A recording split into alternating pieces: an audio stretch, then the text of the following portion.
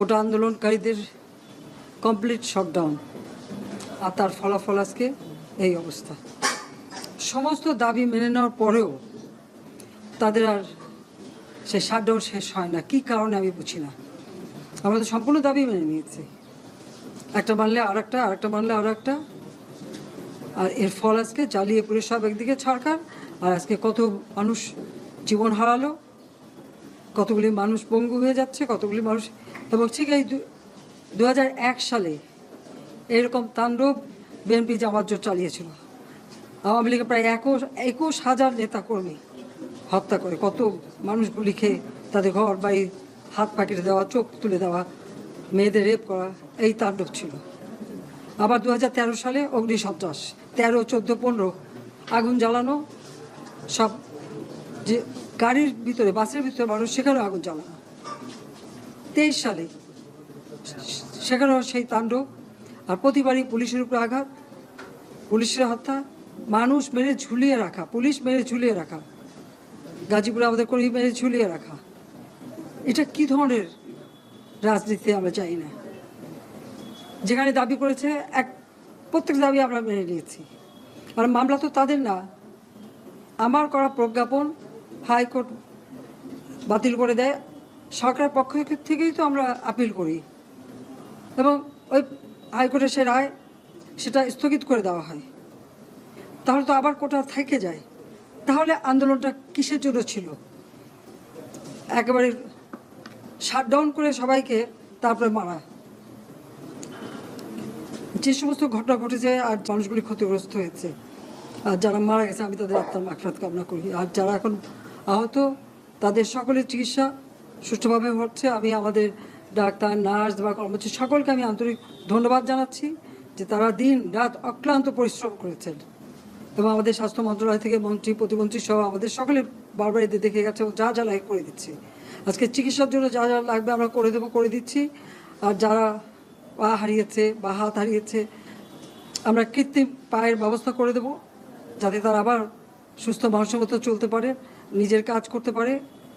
এবং এর মধ্যে একজন আবার প্রতিবন্ধীও, কাজে তার মা যাতে ভালোভাবে চলতে পারে। প্রতিবন্ধী অবশ্য আমরা ভাতাও দিচ্ছি, কিন্তু তাকে আরও ব্যবস্থা করে দেব, আমাদের যতটুকু সাধ্য করে দেব।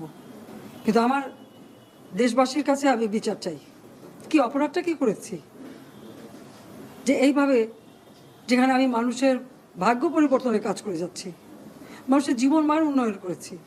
আজকে বাংলাদেশ সেই 2008-এর বাংলাদেশ আর 2024-এর বাংলাদেশ তো এক না। বাংলাদেশের মানুষের জীবন মান তো উন্নত হয়েছে। আমাদের অর্থনীতি আজকে কত কত উপরে উঠে গিয়েছিল, এবং এটা মনে হলো যে এটা আর কিছুই না। এটা আমাদের অর্থনীতিকে সম্পূর্ণ পঙ্গু করে দিয়ে বাংলাদেশকে আবার ভিক্ষুকের জাতি করে দেওয়া, এটাই বোধহয় এদের পিছনে ষড়যন্ত্র। সেটাই হচ্ছে সবথেকে দুঃখজনক, যে দিন রাত অক্লান্ত পরিশ্রম করে বাংলাদেশটাকে যখন একটা জায়গায় নিয়ে আসলাম, আজকে সেখানে দেখি এই একদিকে জ্বালাও পোড়া সব কিছু। ঠিক যে প্রতিষ্ঠানগুলি মানুষের সেবা দেয়, আজকে মেট্রো রেলে চড়ে মানুষ কত অল্প সময়ের মধ্যে সময় বাঁচিয়ে কর্মস্থলে পৌঁছাতে পারতো, আবার ফিরতে পারতো। সেখানে ছাত্ররা, চাকরিজীবী, সাধারণ মানুষ সবাই তো যেতে পারতো। সেই স্টেশনগুলি পুড়িয়ে এখন ট্রাফিক জ্যাম, মানুষের কষ্ট। আমি তো কষ্ট লাঘব করেছি, কিন্তু যারা এইভাবে আগুন দিয়ে পুড়িয়ে মানুষের সে কষ্টে আবার ফেলে দিল, তাদের বিচার দেশের মানুষকেই করতে হবে। আমি খালি সকলের সহযোগিতা চাই। আর এইভাবে মায়ের কোল খালি হোক, এটা আমি চাই না। কারণ আমি তো বাবা মা সব হারিয়েছি, আমি তো জানি হারাবার ব্যথা কত কষ্ট। কিন্তু সেই কষ্ট বুকে নিয়ে তো ফিরে আসতে এদেশের মানুষের জন্য। এখানে আমার তো কোনো চাওয়া পাওয়া নাই। আমি তো আমার ছেলে মেয়ের জন্য কিছু করিনি, শুধু তাদের লেখাপড়া, নিজেরাই চাকরি করছে, নিজেরাই পড়েছে, আমি কতটুকু করতে পেরেছি। কিন্তু আমি দেশের মানুষের জন্য করেছি। আজকে অন্তত মানুষের ভাত কাপড়ের ব্যবস্থা, চিকিৎসার ব্যবস্থা, তাদের কাজের সংস্থা সবই তো করে দিচ্ছিলাম। যখন আমরা এক উন্নয়নশীল দেশে মর্যাদা পেলাম, তখনই এই তাণ্ডব করে ঠিক যে জায়গাগুলি মানুষের সেবা করবে সেই জায়গাগুলিতেই আঘাত। শিক্ষা প্রতিষ্ঠানে হল ভেঙে দেওয়া। সবচেয়ে দুর্ভাগ্য যে ভিসির বাড়িতে আগুন দেওয়া। এর আগেও একবার ঢাকা ইউনিভার্সিটিতে ভিসির বাড়িতে আগুন দিয়েছিল, আপনাদের মনে আছে। রংপুরে সেখানে আগুন দিয়েছে, ময়মনসিংহ কৃষি বিশ্ববিদ্যালয়, থেকে শুরু করে বিভিন্ন জায়গায় এই তাণ্ডব রাজশাহীতে এই তাণ্ডব চালিয়েছে। বিশ্ববিদ্যালয়গুলিতে সেশন জট ছিল, আমি সরকার আসার পর থেকে কোনো সেশন জট নাই। লেখাপড়ার মান উন্নত করা, যাতে এখান থেকে পড়ে আবার বিদেশেও পড়তে হবে, সেই ব্যবস্থাও করে দিয়েছি। কিন্তু তারপরেও কোটা সংস্কার আন্দোলন, কোটা তো আমি বাতিলই করে দিয়েছি। আমি আহ্বান করেছিলাম যে একটু ধৈর্য ধরো, হাইকোর্টে শুনানি হবে, হাইকোর্ট যে রায় দেয় না, তারপরেও এই আন্দোলন হবে। আজকে এই যে এতগুলি মানুষের জীবনের ক্ষতি হলো, এতগুলি পরিবার ক্ষতি হলো, এর দায় দায়িত্ব কাদের?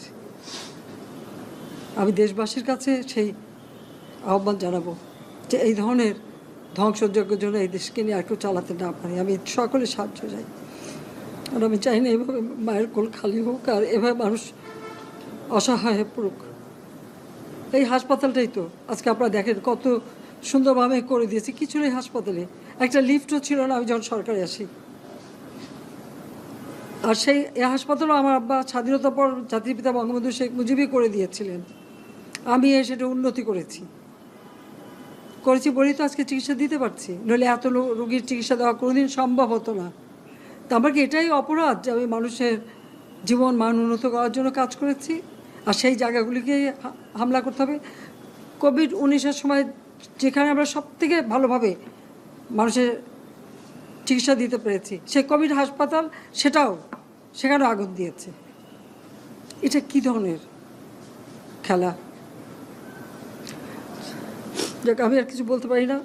আমি যে এগুলি এক একদিন দেখি আর